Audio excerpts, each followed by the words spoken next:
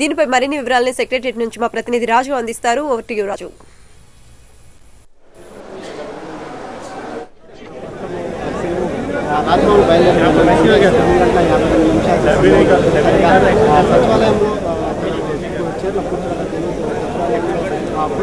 సంబంధించిన ఈ సంతకాలు కూడా చేయడం జరిగింది. అయితే ముఖ్యంగా ఆర్ఎస్ఎస్కి సంబంధించి మొదటిగా ఫైల్ సంతకం చేయడం జరిగింది. ఒకప్పుడు కూడా వైఎస్ రాజశేఖర రెడ్డి ఉచిత విద్యుత్పై సంతకం పెట్టారు. అదైతే వైఎస్ రాజశేఖర రెడ్డి ఏవైతే ప్రవేశపెట్టాడో అదే పనులను ఇతను కూడా అదే దారిలో వెళ్ళానని చెప్పేసి యువకులతో ముఖ్యంగా ఆరోగ్యశ్రీ అనేది ప్రజలకు ఎంతో మేలు చేయవలసిన విషయము. ఆరోగ్యశ్రీ చాలా మంది నిరుపేదలకు ఉపయోగపడింది. ఆరోగ్యశ్రీకి ఎటువంటి ఇబ్బందులు అంటే ఎటువంటి చోటు చేసుకోకుండా ఆరోగ్యశ్రీ యథావిధిగా కొనసాగాలని ఉద్దేశించి ముఖ్యంగా ఆరోగ్యశ్రీ తీసుకోవడం. దాంతో పాటు సంక్షేమ శాఖకు సంబంధించి కూడా కొన్నిపై 2 ఫైళ్లపై సంతకాలు చేయడం జరిగింది. ఈ 2 ఫైళ్లు కూడా మొదటిసారిగా సచివాలయంకు వచ్చిన తర్వాత సీఎం కిరణ్ కుమార్ రెడ్డి మొట్టమొదటిసారిగా వచ్చిన ఫైల్ అయితే ఉదయం నుంచి మాత్రం షెడ్యూల్ తీసుకుంటే మాత్రము ఉదయం 9:30 సచివాలయం చేరుకోవడం జరిగింది. సచివాలయం చేరుకున్న తర్వాత నల్లపోచమ్మ ఆలయంలో ప్రత్యేకంగా పూజలు నిర్వహించడం జరిగింది. పూజల అనంతరము 6వ బ్లాక్ సచివాలయంలోని సమత బ్లాక్ లో 6వ బ్లాక్ లో చేరుకోవడం జరిగింది. 6వ బ్లాక్ లో తన యొక్క ఛాంబర్ కి వెళ్ళేసి ఛాంబర్ నుంచి తన యొక్క విధి నిర్వహణలో భాగంగా మొట్టమొదటిసారిగా ఈ ఫైళ్లపై సంతకాలు పెట్టేసి ఇక్కడి నుంచి వెళ్ళడం. అయితే సీఎం తో పాటు క్యాబినెట్ లో కొన్ని చోటు సంపాదించుకున్న కొందరు మాత్రం ఇక్కడికి రావడం జరిగింది. ఈ నుంచి సీఎం తోనే ఇప్పుడు ప్రస్తుతం రాజ్భవన్ కు బయలుదేరడం జరిగింది.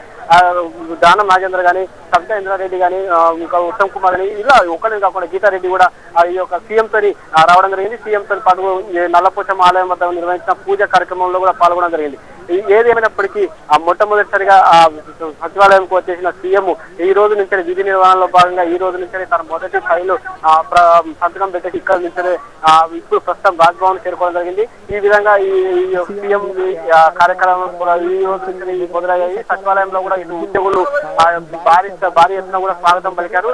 దాంతో పాటు వేద పండితులు కూడా ఈ యొక్క పూజ కార్యక్రమంలో పాల్గొన్నారు. సీఎం కిరణ్ కుమార్ రెడ్డిని కూడా వేద పండితులు ఆశీర్వదించడం జరిగింది.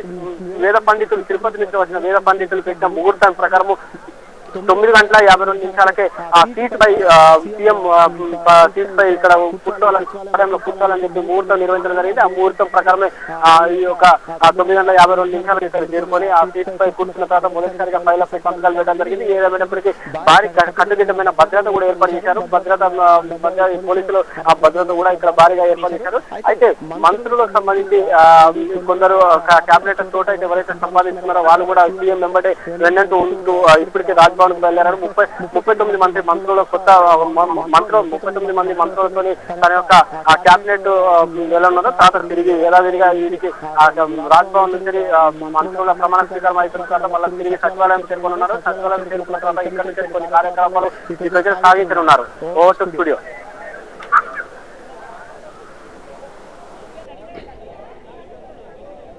Thank you Raju. CM Kiran Kumar కొత్త బ్యాచ్ మరికొద్దిసేపట్లో కొలువు తీరనుంది. ఉదయం 10:13 కొత్త మంత్రుల చేత గవర్నర్ ప్రమాణ స్వీకారం చేస్తారు. దీనికి